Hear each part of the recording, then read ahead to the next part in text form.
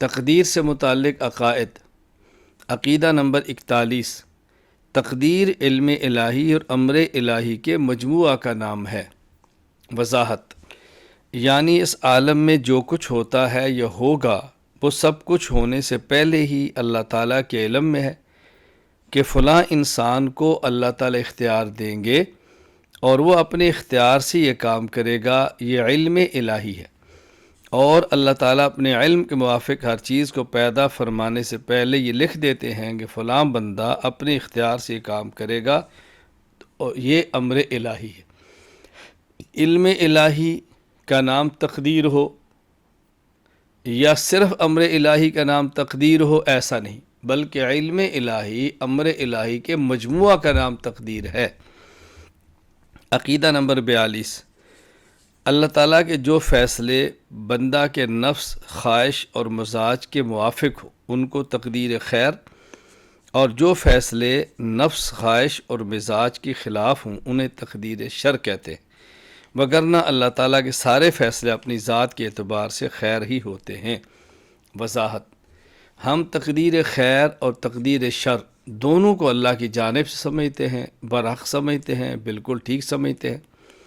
بس تقدیر خیر اور شر کا مطلب سمجھنا ضروری ہے۔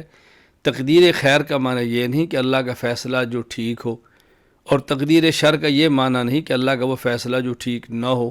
اللہ تعالیٰ کے سارے فیصلے ٹھیک ہیں۔ اللہ تعالیٰ انسان کو اولاد دیتے ہیں، انسان خوش ہو جاتا ہے، تقدیر خیر۔ اللہ اسی انسان کی اولاد کو موت دیتے ہیں، انسان پریشان ہو جاتا ہے، تقدیر شر۔ تو خیر اور شر کا تعلق بندے کے اعتبار سے ہے کہ جو اللہ کے فیصلے بندے کی نفس اور خواہش کے موافق ہوں انہیں تقدیر خیر کہہ دیتے ہیں، اور جو بندے کی خواہش اور نفس کے موافق نہ ہوں انہیں تقدیر شر کہہ دیتے ہیں، ورنہ تقدیر سب کی سب اللہ کی جانب سے ہے۔ انبیاء کرام علیہم السلام سے متعلق عقائد۔ عقیدہ نمبر 43۔ وہ انسان کامل جس پر اللہ تعالیٰ کی طرف سے وحی آئے اس کو نبی کہتے ہیں۔ وضاحت، انسان ہو، کامل ہو یعنی مرد ہو، عورت نہ ہو، اور اس پر اللہ کی جانب سے وحی آئے، اس کا نام ہے نبی۔ عقیدہ نمبر 44۔ وہ نبی جو مستقل شریعت لے کر آئے اس کو رسول کہتے ہیں۔ وضاحت، وہ انسان کامل جس پر وحی آئے وہ تو نبی ہوا۔ اگر مستقل شریعت اللہ تعالیٰ اس کو عطا فرما دیں تو وہ نبی بھی ہے اور رسول بھی ہے، اور اگر مستقل شریعت نہ ہو بلکہ گزشتہ رسول ہی کی شریعت کو لے کر چلے تو وہ نبی ہے، وہ رسول نہیں۔ عقیدہ نمبر 45۔ اللہ تعالیٰ کے احکام پر عمل کرنے کے لیے نبی اور رسول کو ماننا ضروری ہے۔ وضاحت، ہم اللہ تعالیٰ کے بندے ہیں، مخلوق ہیں، اللہ کی مملوک ہیں۔ مخلوق کے ذمے ہے خالق کی بات مانے، مملوک کے ذمے ہے مالک کی بات مانے۔ کسی شخص کی بات کو ماننے کے لیے ضروری ہے اس کی ذات کو دیکھیں یا بات کو سنیں۔ ہم دنیا میں اس آنکھ سے اللہ کی ذات کو دیکھ نہیں سکتے، اس کان سے اللہ کی بات کو سن نہیں سکتے، لہٰذا اللہ اور ہمارے درمیان ایک واسطہ کا ہونا ضروری ہے تاکہ ہمیں اللہ تعالیٰ کے احکامات کا پتہ چل جائے، اور وہی واسطہ نبی اور رسول ہے۔ عقیدہ نمبر 46۔ نبی اکرم صلی اللہ علیہ وسلم کی حدیث مبارک کو حجت اور دلیل شرعی ماننا ضروری ہے۔ وضاحت، جس طرح قرآن کریم کی آیات دلیل اور حجت شرعیہ ہیں، اسی طرح حضور اکرم صلی اللہ علیہ وسلم کی حدیث مبارکہ بھی دلیل اور حجت شرعی ہیں۔ قرآن بھی حجت ہے اور حدیث پاک بھی حجت ہے۔ ہاں، قرآن کریم سارا تواتر سے ثابت ہے، احادیث بعض تواتر ثابت ہیں، بعض خبریں مشہور ہیں، بعض اخبار احاد ہیں، لیکن حجت اور دلیل شرعی حدیث ضرور ہے۔ عقیدہ نمبر 47۔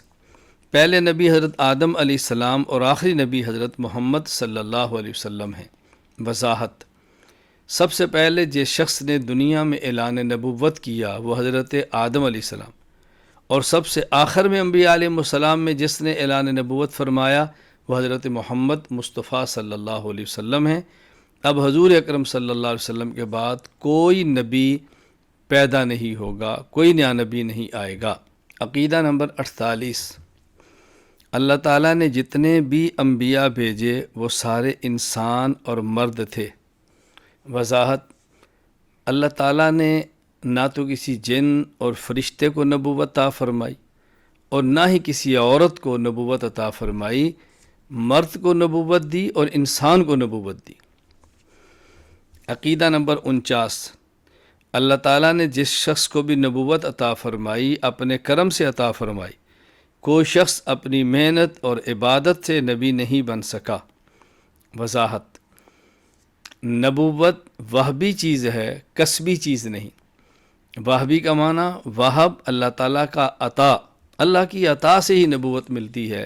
کوئی شخص عبادت، محنت، ریاضت، اعمال کر کے نبی بنے، ایسا ہرگز نہیں ہو سکتا۔ عقیدہ نمبر 50، نبی معصوم ہوتا ہے۔ اس کا مطلب یہ ہے کہ اللہ تعالیٰ نبی کو ہر قسم کے چھوٹے اور بڑے گناہ سے بچاتے ہیں۔ وضاحت، معصوم کا معنی ہم یہ نہیں کرتے کہ نبی گناہ سے بچتا ہے، اگرچہ نبی بھی بچتا ہے، لیکن معصوم کا حقیقی معنی یہ ہے کہ اللہ تعالیٰ اپنے کرم اور فضل سے خود ہی نبی کو ہر قسم کے گناہ سے بچاتے ہیں۔ اللہ تعالیٰ جس شخص کے سر پہ تاج نبوت سجاتے ہیں اس کو تمام گناہوں سے خود بچاتے ہیں۔ عقیدہ نمبر 51، نبی کی اطاعت کرنا امت پر فرض ہے۔ وضاحت، نبی کی بات کو ماننا یہ فرض ہے، بات سمجھ آئے تب بھی، بات سمجھ نہ آئے تب بھی۔ نبی کی بات کی تصدیق کرنا فرض ہے، کوئی چیز نظر آئے تب بھی، نظر نہ آئے تب بھی، ہر حال میں پیغمبر کی ہر بات کو ماننا اور اس کی تصدیق کرنا فرض ہے۔ عقیدہ نمبر 52، اللہ تعالیٰ جسے نبوت عطا فرماتے ہیں پھر اس سے نبوت واپس نہیں لیتے۔ وضاحت، نبوت کے علاوہ مثلاً کوئی شخص ولی ہے، عالم ہے، حافظ ہے، قطب ہے، ممکن ہے وہ ایک وقت میں ولی ہو اور ایک وقت میں اسے ایمان سلب ہو جائے، اللہ نہ کرے اس کا خاتمہ کفر پہ ہو جائے، لیکن نبوت کا معاملہ ان سب سے جدا ہے۔ اللہ تعالیٰ جس کو نبوت عطا فرماتے ہیں اس سے کبھی بھی نبوت واپس نہیں لیتے۔ عقیدہ نمبر 53، نبی کا مقام اور مرتبہ پوری امت سے زیادہ ہوتا ہے۔ وضاحت، یعنی نبی کی امت کے سارے افراد ان کا مقام اور مرتبہ ایک طرف ہو، تنہا پیغمبر کا مقام اور مرتبہ ان سے زیادہ ہوتا ہے، اور حضور اکرم صلی اللہ علیہ وسلم کا مقام و مرتبہ تو تمام انبیاء، ملائکہ، فرشتے، انسان سب سے اعلیٰ ہے۔ عقیدہ نمبر 54، نبی کے سونے سے ان کا وضو نہیں ٹوٹتا۔ وضاحت، یعنی جب نبی سو جائے تو نبی کی آنکھ سوتی ہے، نبی کا دل جاگتا ہے، اس لیے حالت خواب میں بھی نبی کا وضو برقرار رہتا ہے۔ عقیدہ نمبر 55، نبی کا خواب سچا اور وحی ہوتا ہے۔ وضاحت، جس طرح بیداری کی حالت میں نبی پر جبریل آئیں اور وحی لائیں تو وہی برحق ہے، اسی طرح نبی سو جائیں اور نبی کو خواب آئے تو نبی کا خواب بھی برحق ہوتا ہے اور وحی ہی کی طرح ہوتا ہے۔ امتی اور نبی کے خواب میں زمین و آسمان کا فرق ہے۔ امتی کا خواب حجت نہیں ہے، نبی کا خواب حجت ہے، دلیل شرعی ہے، وحی ہے۔ عقیدہ نمبر 56، اللہ تعالیٰ نے جس نبی کو جو معجزات عطا فرمائے وہ برحق ہیں۔ وضاحت، اللہ تعالیٰ نبی کو معجزہ ایسی نشانی عطا فرماتے ہیں جس جیسی نشانی لانے سے امت عاجز ہو، امت بے بس ہو، اس جیسا کام نہ کر سکیں، یہ معجزہ ہے۔ اللہ تعالیٰ اپنے پیغمبر کو بطور دلیل کے معجزات عطا فرماتے ہیں اور یہ سارے معجزات برحق ہیں۔ عقیدہ نمبر 57، حضور اکرم صلی اللہ علیہ وسلم کا سب سے بڑا علمی معجزہ قرآن کریم ہے۔ وضاحت، حضور اکرم صلی اللہ علیہ وسلم کو اللہ تعالیٰ نے معجزات عطا فرمائے، علمی بھی اور عملی بھی۔ آپ کا سب سے بڑا معجزہ علمی وہ قرآن کریم ہے۔ عقیدہ نمبر 58، حضور اکرم صلی اللہ علیہ وسلم کا سب سے بڑا عملی معجزہ معراج ہے۔ وضاحت، حضور اکرم صلی اللہ علیہ وسلم کو اللہ تعالیٰ نے کئی ایک عملی معجزات عطا فرمائے۔ آپ کی مبارک انگلی کا اشارہ ہوا تو چاند 2 ٹکڑے ہوا، آپ کی مبارک انگلیاں پانی میں آئیں، چشمے جاری ہوئے، بہت سارے آپ کے معجزات ہیں۔ آپ کا سب سے بڑا عملی معجزہ معراج ہے، جب رسول اکرم صلی اللہ علیہ وسلم حرم کعبہ سے چلے اور عرش معلیٰ تک تشریف لے گئے، عرش معلیٰ سے چلے اور واپس حرم کعبہ آئے معراج کی رات۔ عقیدہ نمبر 59، حضور اکرم صلی اللہ علیہ وسلم کی ذات بشر اور صفت نور ہے۔ وضاحت، رسول اکرم صلی اللہ علیہ وسلم کی ذات گرامی بشر ہے، انسان ہے، اولاد آدم سے ہے، اور آپ کی صفت نورانی ہے۔ آپ کی صفت یہ نور ہے۔ آپ بشر ہیں ذات کے اعتبار سے، اور آپ نور ہیں اپنی صفات کے اعتبار سے۔ عقیدہ نمبر 60، حضور اکرم صلی اللہ علیہ وسلم تمام انبیاء کرام علیہم السلام سے افضل ہیں۔ وضاحت، نبی کریم صلی اللہ علیہ وسلم حضرت آدم سے لے کر عیسیٰ علیہ السلام تمام انبیاء سے افضل ہیں۔ آپ عام انسانوں سے افضل ہیں، جنات سے افضل ہیں، ملائکہ سے افضل ہیں، حور و غلمان سے افضل ہیں۔ یہ افضلیت تو ہے، آپ انبیاء کرام علیہ السلام سے بھی افضل ہیں۔ عقیدہ نمبر 61، حضور اکرم صلی اللہ علیہ وسلم تمام انبیاء کرام علیہ السلام کے امام ہیں۔ وضاحت، معراج کی رات مسجد اقصی بیت القدس میں آپ نے تمام انبیاء علیہ السلام کو نماز پڑھائی، آپ امام الانبیاء بنے، اور یہ حضور اکرم صلی اللہ علیہ وسلم کی خصوصیت ہے کہ آپ تمام انبیاء علیہ السلام کے امام بنائے گئے۔ عقیدہ نمبر 62، حضور اکرم صلی اللہ علیہ وسلم تمام مکانوں، تمام جہانوں اور تمام زمانوں کے نبی ہیں۔ وضاحت، حضور اکرم صلی اللہ علیہ وسلم عقیدہ نمبر 62، حضور اکرم صلی اللہ علیہ وسلم تمام مکانوں، تمام جہانوں اور تمام زمانوں کے نبی ہیں۔ وضاحت، حضرت آدم سے لے کر عیسیٰ علیہ السلام انبیاء علیہ السلام میں سے ہر نبی ایک مخصوص جگہ کے لیے نبی ہوتا، مخصوص وقت کے لیے نبی ہوتا، مخصوص لوگوں کے لیے نبی ہوتا، لیکن حضور اکرم صلی اللہ علیہ وسلم تمام مکانوں کے نبی ہیں، تمام جہانوں کے نبی ہیں اور تمام زمانوں کے نبی ہیں۔ عقیدہ نمبر 63، حضور اکرم صلی اللہ علیہ وسلم مکان، زمان اور مقام کے اعتبار سے آخری نبی ہیں۔ وضاحت، یعنی حضور اکرم صلی اللہ علیہ وسلم کے بعد اب کائنات میں کسی مکان اور جگہ میں کوئی نیا نبی نہیں آئے گا، کوئی نبی پیدا نہیں ہوگا۔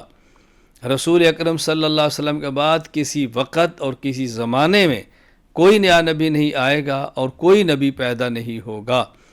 اسی طرح مقام اور مرتبہ میں کوئی شخص بھی رسول اکرم صلی اللہ علیہ وسلم کے برابر نبی نہیں۔ آپ مقامات میں بھی سب سے آخر میں ہیں، مکانات میں بھی آخر میں ہیں، اور آپ زمانے اور اوقات میں بھی آخری ہیں۔ عقیدہ نمبر 64، اللہ تعالیٰ کے نبی کی جس جگہ وفات ہوتی ہے اسی جگہ تدفین ہوتی ہے۔ وضاحت، نبی جس جگہ پہ فوت ہو اسی جگہ پہ نبی دفن ہوتا ہے، وہی جگہ پیغمبر کے لیے قبر بنتی ہے، وہی پیغمبر کے لیے مدفن بنتی ہے۔ یہ نبی کی خصوصیات میں سے ہے۔ عقیدہ نمبر 65، اللہ تعالیٰ کے نبی کا جسم مبارک اپنی قبر میں محفوظ ہوتا ہے۔ وضاحت، اللہ تعالیٰ کے نبی وفات کے بعد جہاں دفن ہوتے ہیں ان کے جسد مبارک کو اللہ تعالیٰ زمین پر حرام کر دیتے ہیں کہ زمین کی مٹی ان کے جسم کو کھائے، تو ان کا جسم تر و تازہ اور محفوظ رہتا ہے۔ عقیدہ نمبر 66، ہر نبی اپنی زمینی قبر مبارک میں دنیاوی جسد اطہر کے ساتھ زندہ ہے۔ وضاحت، نبی اپنی وفات کے بعد اپنی قبر مبارک میں زندہ ہے، دنیا والے جسم کے ساتھ، اسی جسم کے ساتھ روح کا تعلق ہوتا ہے، اور پیغمبر پاک صلی اللہ علیہ وسلم کا جسد اطہر موت کے بعد قبر میں بھی زندہ ہوتا ہے، لیکن چونکہ وہ پردے میں ہوتا ہے ہم اس پیغمبر کی موت کے بعد والی حیات کو اپنی آنکھوں سے نہیں دیکھ سکتے۔ عقیدہ نمبر 67، وفات کے بعد نبی اپنی قبر میں دنیاوی جسد اطہر کے ساتھ نماز پڑھتے ہیں۔ وضاحت، موت کے بعد نبی اسی جسم کے ساتھ اپنی قبر میں نماز پڑھتے ہیں، اور یہ نماز وہ نہیں جو دنیا میں ہے کہ پڑھیں تو ثواب تو نہ پڑھیں تو گناہ، بلکہ یہ وہ نماز ہے کہ جو لذت کے لیے ہے، کہ جو یہ نماز پڑھتا ہے اس کو لذت ملتی ہے، جو نہیں پڑھتا اس کو لذت نہیں ملتی۔ تو موت کے بعد نبی دنیا والے جسد اطہر کے ساتھ نماز تلذذ اپنی قبر میں ادا فرماتے ہیں۔ عقیدہ نمبر 68، نبی کے انتقال کے بعد نبی کا مال وراثت میں تقسیم نہیں ہوتا۔ نبی جب دنیا سے رخصت ہو جائے، وفات ہو جائے، تو نبی کا مال امت کی طرح وراثت میں تقسیم نہیں ہوتا، بلکہ نبی کا مال امت میں بطور صدقہ تقسیم کر دیا جاتا ہے۔ عقیدہ نمبر 69، روز اقدس کی نیت سے سفر کرنا باعث اجر و ثواب ہے۔ وضاحت، کوئی شخص مدینہ منورہ میں نہ رہتا ہو اور باہر سے مدینہ منورہ جائے اور اس نیت کے ساتھ جائے کہ میں اپنے پیغمبر پاک کی قبر مبارک کی زیارت کروں گا، تو یہ باعث اجر و ثواب ہے، افضل ہے، مستحب ہے، اس نیت کے ساتھ سفر کرنا چاہیے۔ عقیدہ نمبر 70، روز اطہر کی زیارت کے وقت آن حضرت صلی اللہ علیہ وسلم کے چہرہ مبارک کی طرف منہ کر کے کھڑا ہونا بہتر اور مستحب ہے۔ وضاحت، یعنی اگر قبر مبارک کے پاس روز اطہر کے پاس کھڑے ہو کر آپ دعا مانگیں تو روز اطہر کی طرف پشت کر کے قبلہ کی طرف منہ کر کے دعا مانگیں تب بھی جائز ہے، لیکن قبلہ کی طرف منہ کرنے کی بجائے روز اطہر کی طرف منہ کر کے اللہ تعالیٰ سے دعا مانگیں تو یہ بہتر ہے۔ اس میں رسول اکرم صلی اللہ علیہ وسلم کا ادب بھی ہے، احترام بھی ہے، عظمت بھی ہے، عقیدت بھی ہے، اور مانگا بھی اللہ تعالیٰ کی ذات سے جا رہا ہے۔ عقیدہ نمبر 71، روز اطہر پر حاضر ہو کر صلاۃ و سلام پڑھا جائے تو اللہ تعالیٰ حضور اکرم صلی اللہ علیہ وسلم کو سنا دیتے ہیں، اور دور سے پڑھا جائے تو اللہ تعالیٰ فرشتوں کے ذریعہ حضور اکرم صلی اللہ علیہ وسلم تک پہنچا دیتے ہیں۔ وضاحت، کوئی شخص نبی کریم صلی اللہ علیہ وسلم کی قبر کے قریب روز اطہر پر درود پاک پڑھے تو اللہ تعالیٰ اپنے نبی کو براہ راست سناتے ہیں، اور اگر قبر مبارک سے دور ہو اور درود پاک پڑھے اللہ تعالیٰ ملائکہ کے ذریعے رسول اکرم صلی اللہ علیہ وسلم کو پہنچا دیتے ہیں۔ عقیدہ نمبر 72، امت کے اعمال اجمالاً حضور اکرم صلی اللہ علیہ وسلم پر پیش ہوتے ہیں۔ وضاحت، رسول اکرم صلی اللہ علیہ وسلم جب اس دنیا میں تھے، صحابہ کرام آپ کے سامنے اعمال کرتے، آپ اپنی آنکھوں سے مشاہدہ فرما رہے تھے۔ آپ دنیا سے چلے گئے، اللہ تعالیٰ اس امت کے اعمال حضور اکرم صلی اللہ علیہ وسلم کی خدمت میں پیش کرتے ہیں، لیکن تفصیل کے ساتھ نہیں کہ ایک آدمی کی ایک ایک نماز، روزہ، حج، زکوٰۃ، نہیں، اجمالاً امت کے اعمال دفتروں کی صورت میں آپ کی خدمت میں پیش ہوتے رہتے ہیں۔ عقیدہ نمبر 73، آن حضرت صلی اللہ علیہ وسلم کی قبر کے پاس حاضر ہو کر آن حضرت صلی اللہ علیہ وسلم سے دعا کی درخواست کرنا جائز ہے۔ وضاحت، حضور اکرم صلی اللہ علیہ وسلم کی قبر کے پاس جائیں اور جا کر یہ کہیں، پہلے سلام پیش کریں، آپ پر درود پڑھیں، اور پھر آپ سے درخواست کریں کہ یا رسول اللہ، آپ اللہ تعالیٰ سے میرے لیے یہ دعا کریں کہ اللہ تعالیٰ میرے گناہ کو معاف فرما دیں، اللہ تعالیٰ میری حاجت کو پورا فرما دیں۔ یہ جائز ہے، اسے کہتے ہیں استشفاء عند قبر النبی صلی اللہ علیہ وسلم۔ عقیدہ نمبر 74، حضور اکرم صلی اللہ علیہ وسلم کے جسم مبارک کے ساتھ ملا ہوا زمین کا حصہ کعبہ، کرسی اور عرش سے افضل ہے۔ وضاحت، قبر مبارک کی مٹی کے وہ ذرے جو حضور اکرم صلی اللہ علیہ وسلم کے بدن مبارک کے ساتھ مس کیے ہوئے ہیں، متصل ہیں، ملے ہوئے ہیں، صرف ان ذروں کی بات ہو رہی ہے، یہ کعبہ سے بھی افضل ہیں، کرسی سے بھی افضل ہیں، عرش سے بھی افضل ہے۔ اللہ تعالیٰ عرش پہ رہتے نہیں ہیں، اللہ تعالیٰ کرسی پہ بیٹھے ہوئے نہیں ہیں، کعبہ کو اللہ تعالیٰ کا ایسا گھر نہیں جیسے ہمارا گھر ہے کہ اللہ وہیں رہتے ہوں، نہیں، لیکن یہ ذرے قبر مبارک کے مٹی کے رسول اللہ صلی اللہ علیہ وسلم کے ساتھ جسد اطہر کے ساتھ ملے ہوئے ہیں، تو جو اللہ تعالیٰ کی تجلیات آپ کے جسد اطہر پر آ رہی ہیں وہی تجلیات ان ذروں پر بھی آ رہی ہیں جو جسد اطہر کے ساتھ متصل ہیں، اس لیے وہ ذرے کائنات کے ہر مقام سے اعلیٰ اور افضل ہیں۔ عقیدہ نمبر 75، حضور اکرم صلی اللہ علیہ وسلم کے جسم مبارک کا سایہ مبارک تھا۔ وضاحت، حضور اکرم صلی اللہ علیہ وسلم چونکہ بشر تھے، انسان تھے، اولاد آدم سے تھے، لیکن افضل البشر تھے، سید البشر تھے، کامل اکمل انسان تھے۔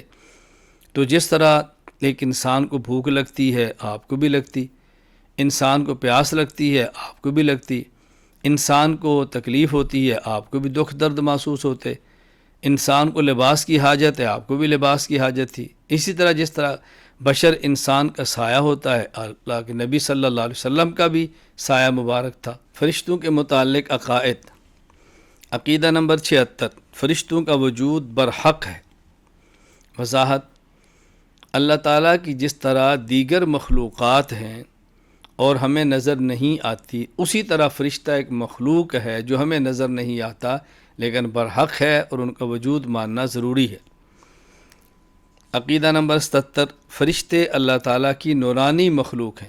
وضاحت، جس طرح انسان کو اللہ تعالیٰ نے مٹی سے بنایا، جنات کو اللہ تعالیٰ نے آگ سے بنایا، ملائکہ اور فرشتوں کو اللہ تعالیٰ نے نور سے پیدا فرمایا، لیکن یہ نور نہیں جو اللہ کا اپنا نور ہے، نور من نور اللہ، وہ نہیں، ایک نور مستقل اللہ کی مخلوق ہے جیسے اللہ تعالیٰ نے فرشتوں کو پیدا فرمایا۔